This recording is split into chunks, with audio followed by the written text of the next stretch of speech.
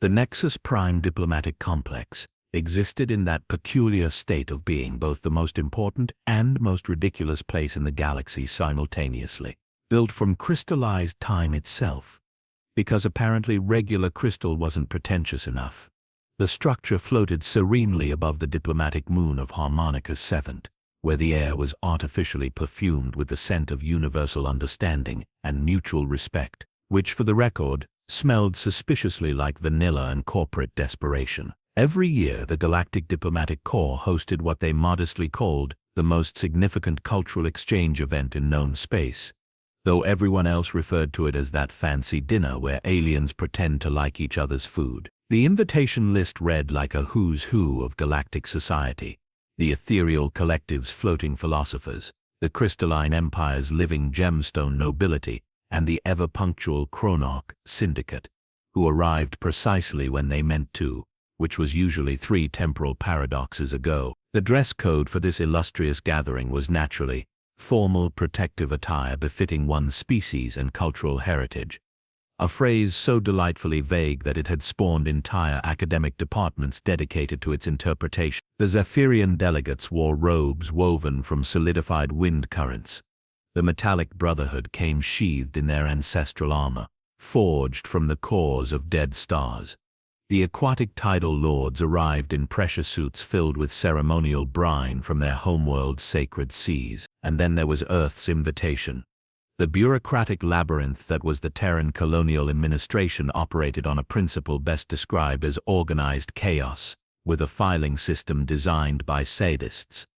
Somewhere in the depths of their central processing facility on Luna, a tired clerk named Widget, because of course his parents had embraced the Earth Federation's brief but regrettable noun name phase, was processing diplomatic correspondence at 3 in the morning, while mainlining synthetic caffeine and questioning his life choices. The invitation addressed to Earth's premier cultural liaison and ambassador extraordinary should have gone to Ambassador Penelope Weatherbottom, a woman who collected ancient tea sets and spoke 17 alien languages fluently, including the notoriously difficult quantum whistling dialect of the probability merchants. Instead, through a series of automated sorting algorithms that had apparently achieved sentience just long enough to develop a sense of irony, it landed in the inbox of one Lieutenant Commander Alexis Boom Henderson. Henderson specialized in military requisitions and had never met a diplomatic situation she couldn't solve with superior firepower. Her office walls were decorated with commendations for creative ordnance solutions and outstanding achievement in making things explode efficiently. She had exactly 2 settings: professional military courtesy and controlled demolition.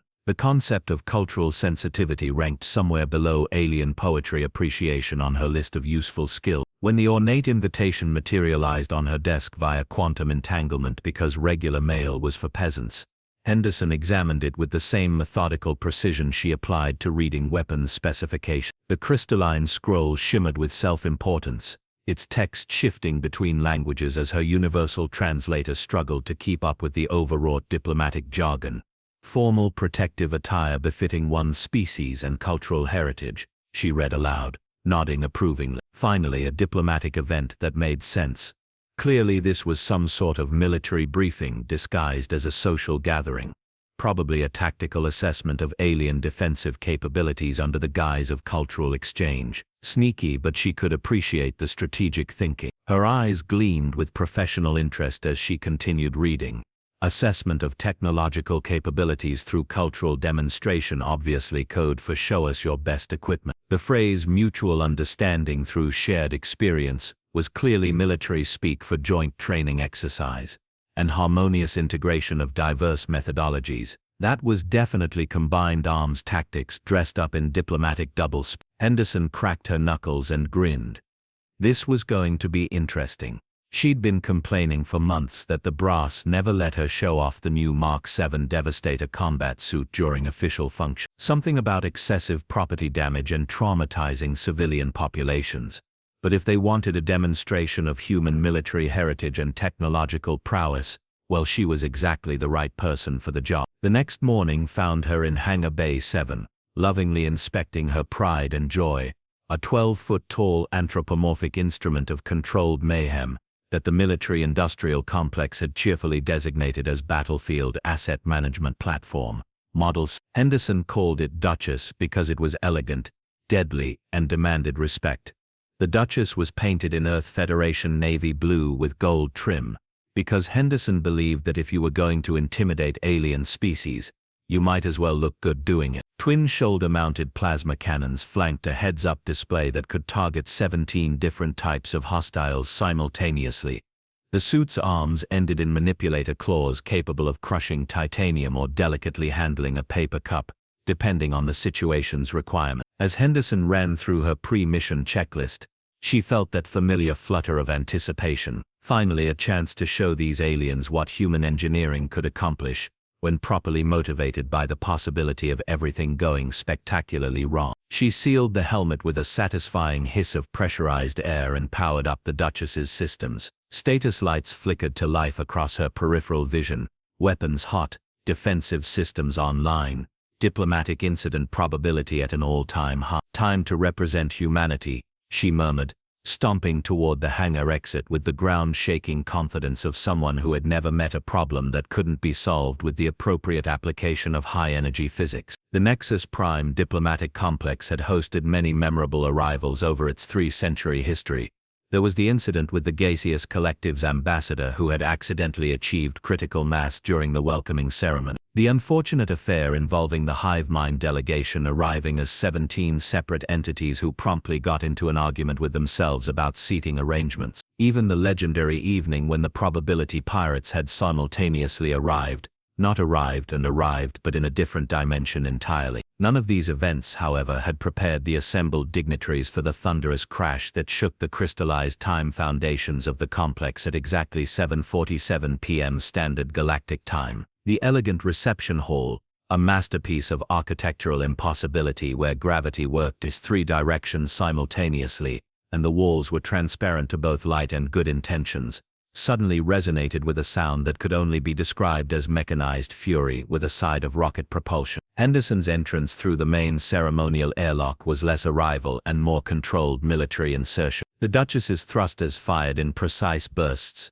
adjusting for the complex's artificial gravity field while simultaneously scanning for potential threats, escape routes and structural weak points. The Mech suit's sensor array painted targeting solutions on 17 different decorative sculptures, before Henderson's tactical assessment protocols determined they were probably not hostile. The assembled alien dignitaries, roughly 200 of the galaxy's most refined and culturally sophisticated beings, experienced what psychologists would later classify as simultaneous collective aesthetic trauma. Their carefully orchestrated evening of diplomatic pleasantries had just been invaded by 12 feet of walking artillery wearing dress blues and a smile. Ambassador Flithnar of the Ethereal Collective, a being composed entirely of crystallized thought and pretentious philosophy, was the first to recover his composure. His translucent form shimmered with what could charitably be called diplomatic confusion, as he floated toward the mechanical newcomer, his ceremonial robes of woven starlight trailing behind him like the universe's most expensive bedsheet. "Greetings, esteemed representative of Terra," he intoned,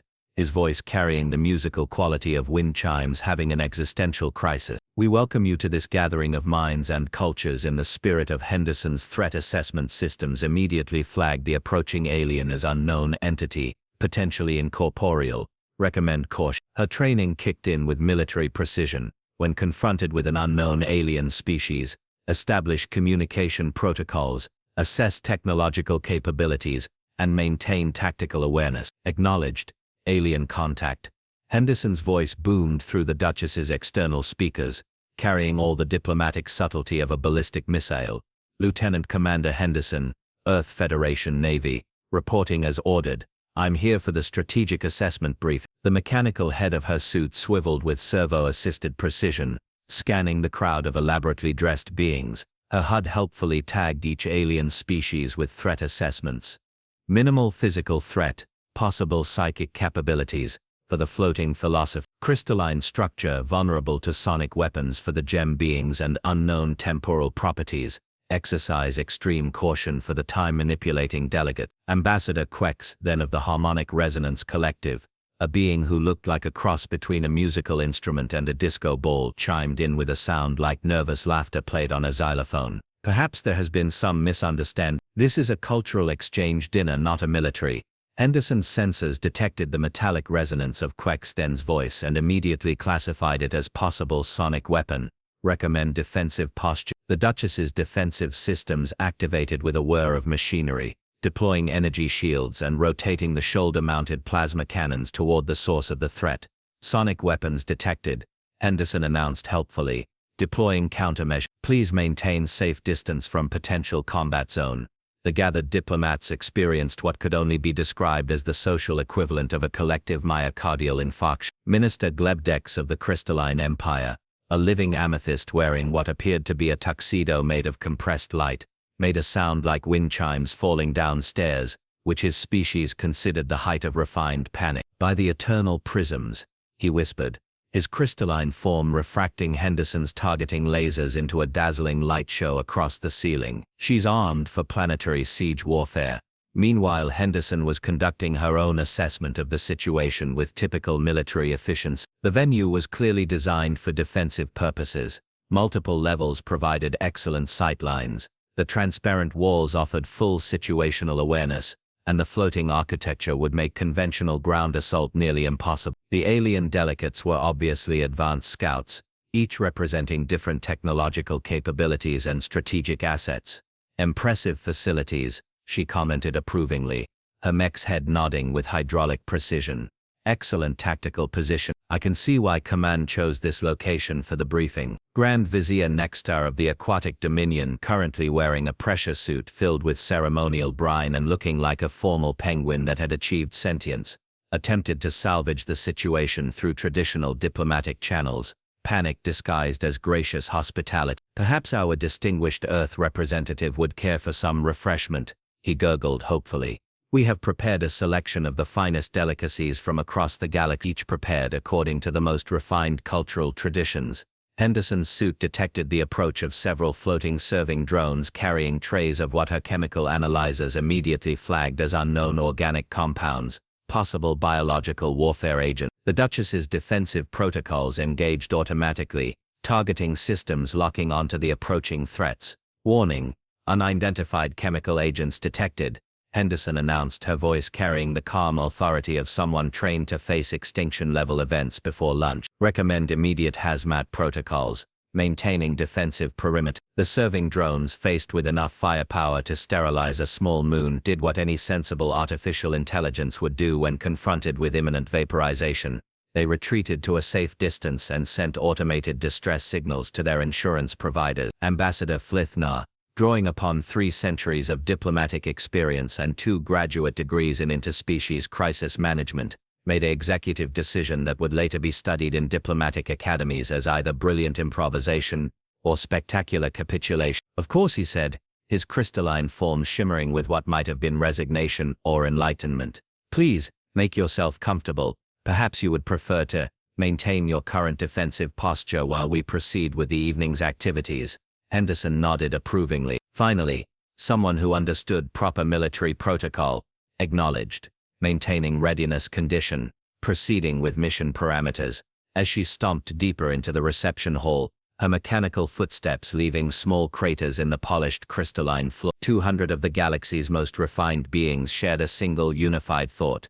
This was either going to be the most memorable diplomatic dinner in galactic history, or the transition from cocktail reception to formal dinner normally proceeded with the choreographed precision of a ballet performed by beings who had evolved past the need for physical form. Tonight, however, it resembled more of a disaster evacuation, where everyone was trying very hard to pretend nothing was wrong while simultaneously calculating blast radiuses and insurance deductibles. The dining hall itself was a testament to galactic cooperation and shared aesthetic values, which is to say it looked like someone had asked 200 different species to design a room together and somehow made it work through sheer determination and advanced mathematics. The main table was carved from a single fossilized quantum tree, its surface rippling with probability waves that made the place settings exist in 17 dimensions simultaneous. Floating chandeliers made of captured starlight provided illumination that was both romantic and capable of photosynthesis. Henderson surveyed the seating arrangements with tactical appreciation. Long table, multiple access points, elevated positions for overwatch, clearly designed for a formal military briefing with proper security protocols. The fact that it was set with enough silverware to outfit a small army only confirmed her assessment that this was some sort of advanced diplomatic military exercise. Excellent defensive positioning, she announced approvingly, as the Duchess's sensors catalogued every possible threat vector. Whoever planned this operation knows their business. The assembled dignitaries took their seats with the careful precision of beings who were acutely aware that 12 feet of walking destruction was about to attempt fine dining. Ambassador Flithnar, in a moment of either inspired leadership or complete psychological breakdown, gestured toward the seat of honor at the head of the table. Our distinguished Earth representative, perhaps you would care to take the position of guest of honor. Henderson's tactical assessment immediately identified this as the command position. Perfect sightlines, multiple escape routes, and elevated status for optimal battlefield coordination. Acknowledged. Assuming command position. What followed could only be described as the most carefully orchestrated seating disaster in diplomatic history. The Duchess, designed for combat efficiency rather than furniture interaction, approached the delicate crystalline chair with all the grace of a controlled demolition. Henderson attempted to sit down with military precision, which involved a complex sequence of hydraulic adjustments, servo calibrations, and what sounded like a small building falling over.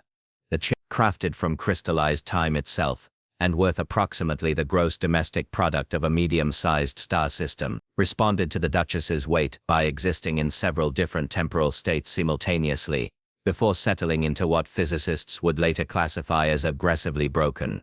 Furniture integrity compromised, Henderson reported matter-of-factly, switching to standing operational posture. The alien dignitaries exchanged glances that conveyed entire novels of diplomatic horror. Minister Glebdex of the Crystalline Empire made a sound like wind chimes having a nervous breakdown, while Grand Vizier Nextar of the Aquatic Dominion began rapidly calculating whether his species' insurance policies covered acts of human. The first course arrived via floating service platforms operated by the kitchen's most advanced AI systems, each one programmed with 17 different protocols for handling culturally sensitive food presentation. They had not, however, been programmed for dealing with a combat mech that interpreted their approach as a coordinated assault by hostile drones. Multiple contacts incoming, Henderson announced, her targeting systems automatically tracking the serving platforms, maintaining defensive posture. The lead serving drone, displaying either remarkable courage or a glitch in its self-preservation subroutines, approached Henderson's position, carrying a delicate sculpture of crystallized atmosphere, infused with the essence of a dying star, what the menu poetically described as nebula foam, with quantum garnish, and what Henderson's chemical analyzers helpfully tagged as unknown gaseous possibly explosive. Henderson examined the ethereal creation through her suit's sensors, noting its chemical composition, structural integrity, and potential tactical applications. Her military training had taught her to be suspicious of anything she couldn't identify, categorize, and if necessary, use as improvised ordnance. Unidentified substance, she announced, conducting preliminary analysis. The Duchess's manipulator arms, designed for handling everything from precision electronics to high explosive ordnance, attempted to delicately lift the nebula foam. The mechanical claws, calibrated for battlefield efficiency rather than culinary artistry, grasped the gossamer creation with the gentle touch of a hydraulic press encountering a soap bubble. The nebula foam responded by achieving structural failure in 17 dimensions simultaneously, creating what the kitchen staff would later describe as a quantum dining disaster of unprecedented magnitude. The gaseous essence expanded, contracted, inverted itself temporally, and finally settled into a state that could only be described as aggressively absent. Sample analysis complete, Henderson reported. Substance exhibits unstable molecular structure.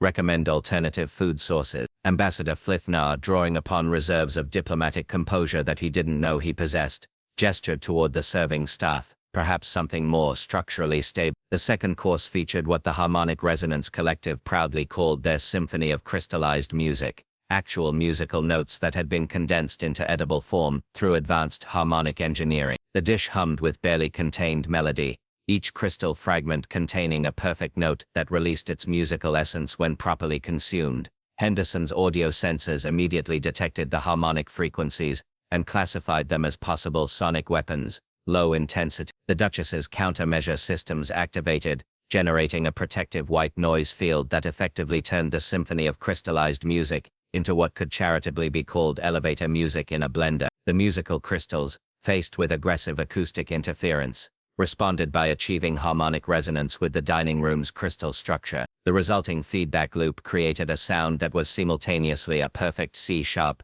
the mating call of an extinct space whale, and the noise that quantum physics makes when it's having an existential crisis. Sonic interference, neutralized, Henderson reported with satisfaction, as priceless crystalline decorations throughout the room began developing stress fractures. Area secured.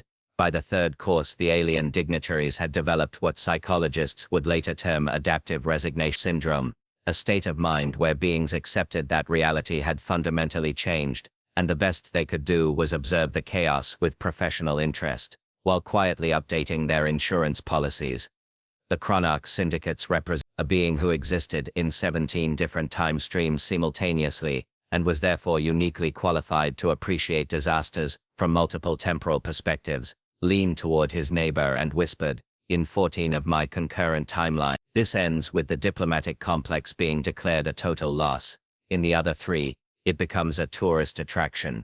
Henderson, meanwhile, was thoroughly enjoying what she believed to be the most innovative military briefing she'd ever attended. The tactical demonstrations were fascinating, the defensive scenarios were challenging, and the alien technology assessments were providing valuable intelligence about potential threats and opportunities. Outstanding operational exercise, she announced, her suit speakers broadcasting her approval across the dining hall. Recommend expanding this program to other military units. The practical applications are exceptional. As she spoke, her mechanical arm gestured enthusiastically toward the assembled dignitaries, accidentally activating the suit's emergency flare dispenser. A burst of brilliant red light filled the dining hall, triggering every emergency protocol in the complex and causing 200 of the galaxy's most sophisticated beings to briefly wonder if they were under attack by humanity's most polite invasion force. The flares settled into a gentle drift across the dining room, casting everything in an apocalyptic red glow that somehow made the whole scene look like either the end of civilization or the most memorable dinner party in galactic history. Minor equipment malfunction, Henderson reported cheerfully, continuing with mission parameters. The moment of truth arrived, as moments of truth tend to do, with all the subtlety of a supernova in a library. It came in the form of Widget, the same tired clerk whose filing system had started this entire cascade of diplomatic chaos, materializing in the dining hall via emergency quantum teleportation, with the wild-eyed expression of someone who had just realized they might have accidentally started an interstellar incident. Widget clutched a datapad to his chest like a shield against the wrath of 200 alien dignitaries and whatever remained of his career prospects. His appearance, disheveled, caffeinated to the point of molecular vibration, and wearing a jumpsuit that proclaimed Lunar Filing Division, "We probably know where it is," stood in stark contrast to the formal elegance surrounding him. "Emergency diplomatic correction protocol," he announced, his voice cracking like a teenager asking someone to prom. "There's been a massive administrative error in invitation distribution." The assembled dignitaries turned toward this new development with the collective attention of beings who had spent the last 3 hours watching their carefully planned evening transform into what military historians would later classify as controlled chaos with excellent Kate. Ambassador Flithnar, who had by this point achieved a zen-like state of diplomatic acceptance, floated toward the trembling clerk. "Please, continue," he said with the voice of someone who had gazed into the abyss of bureaucratic incompetence and found it strangely liberating. Widget consulted his datapad with shaking hands. The invitation to Earth's premier cultural liaison and ambassador extraordinary was incorrectly routed to Lieutenant Commander Henderson of the Earth Federation Navy due to a quantum sorting algorithm malfunction. The actual intended recipient was Ambassador Weatherbottom, who is currently at home reorganizing her collection of ceremonial tea cozies and has no idea this event exists. A silence fell over the dining hall that was so profound it seemed to bend space-time around itself. Even Henderson's suit systems seemed to pause in their constant mechanical humming, as if the Duchess herself was processing this information. Henderson's helmeted head turned toward Widget, with servo-assisted precision. Clarification requested. "This is not a strategic assessment briefing." "No, ma'am," Widget squeaked. "This is the annual Galactic Cultural Exchange Dinner. It's a formal social gathering, designed to promote understanding between species through shared culinary experiences and polite conversation. The Duchess's sensors could detect Henderson's vital signs through the suit's biometric monitors, heart rate dropping from combat-ready to confused but curious, stress hormones shifting from tactical alertness to social awkwardness, and brain activity patterns transitioning from military operation to "oh no, what have I done?" "So," Henderson said slowly, her voice carrying the careful precision of someone trying to reconstruct reality from scratch. When the invitation mentioned formal protective attire, it didn't mean combat equipment. Minister Galactic of the Crystalline Empire made a sound like wind chimes laughing, which in his species indicated either amusement or complete psychological breakdown. It referred to clothing appropriate for formal occasions, ceremonial robes, cultural dress, perhaps light defensive gear for species that require environmental protection. Henderson's mechanical head swiveled to survey the dining hall, the cracked crystalline floor, the smoking remains of several priceless artifacts, the emergency flares still casting everything in apocalyptic red light, and 200 alien dignitaries who looked like survivors of the galaxy's most polite natural disaster. "I may have misinterpreted the mission parameters," she admitted. "What happened next would be studied in diplomatic academies for the next 3 centuries, as either the greatest accidental breakthrough in interspecies relations or the most successful failure in galactic history." Because while Henderson had indeed turned the most refined cultural exchange in known space into what resembled the aftermath of a very polite military coup, she had also accomplished something that decades of traditional diplomacy had failed to achieve. The warrior clans of the Outer Rim, who had been skeptical of humanity's military capabilities, were now frantically updating their threat assessments and reconsidering their expansion plans. The sight of a single human casually wielding enough firepower to level a city while attempting to eat dinner had provided more effective deterrence than 50 diplomatic treaties. The Crystalline Empire, despite the structural damage to their priceless artifacts, found themselves genuinely impressed by the Duchess's technical specification. Minister Galactic was already drafting preliminary agreements for technology exchange programs, having realized that humans combined advanced engineering with a refreshing disregard for conventional limitations. The Chronarch Syndicate's representative, still observing events across multiple timelines, reported that in 73% of possible futures, this evening would be remembered as the moment when humanity officially graduated from promising newcomers to species you definitely want as allies rather than enemies. But perhaps most importantly, Henderson's complete confusion and obvious distress at having misunderstood the situation had accomplished what no amount of careful diplomatic maneuvering could. It had shown the assembled dignitaries that humans were genuinely interested in getting things right, even when they got them spectacularly wrong. Ambassador Flithnar, whose crystalline form had achieved what philosophers would later describe as enlightenment through chaos, floated toward Henderson with something that might have been a smile if he'd possessed the necessary facial structure. "Lieutenant Commander Henderson," he said, his voice carrying the warm tones of genuine fondness, "would you consider staying for dessert? We promise it's non-explosive." Henderson's suit sensors detected no deception in the ambassador's statement, though they did flag a statistically unusual spike in ambient goodwill throughout the dining hall. "Request clarification. You're not filing diplomatic complaints, my dear human," Ambassador Flithnar replied. "In 3 centuries of hosting these dinners, this is the first time anyone has made them genuinely memorable. Besides, the warrior clans are already requesting your contact information for cultural exchange purposes, which I believe translates to 'please don't point that thing at us.'" Grand Vizier Nexstar of the Aquatic Dominion gurgled what sounded suspiciously like laughter. "Also, our insurance covers acts of nature, war and diplomatic innovation. Tonight definitely qualifies as all 3. As Henderson carefully maneuvered the Duchess into a position where she could observe dessert service without accidentally destroying anything vital, she reflected on the evening's events. Military training had taught her to adapt to unexpected situations, but this was definitely outside normal operational parameters. "Note for future reference," she announced to no one in particular, "when dealing with alien cultural exchanges, always verify mission parameters before deploying heavy weapons." Widget, who had been quietly updating his filing procedures to prevent future interstellar incidents, looked up from his datapad. "Should I mark this invitation as successfully delivered, or catastrophically misroute. Ambassador Flithnar considered this question with the gravity it deserved. Mark it as delivered with unprecedented efficiency, and Widget, make sure Lieutenant Commander Henderson receives an invitation to next year's dinner. Intentionally this time. Henderson's suit sensors registered what could only be described as collective alien approval, mixed with a healthy dose of anticipation for future entertainment. Through the Duchess's external speakers, she offered the closest thing to diplomatic protocol her military training had prepared her for. Mission parameters updated. Cultural exchange objective achieved through alternative method. Requesting permission to attend next year's dinner party.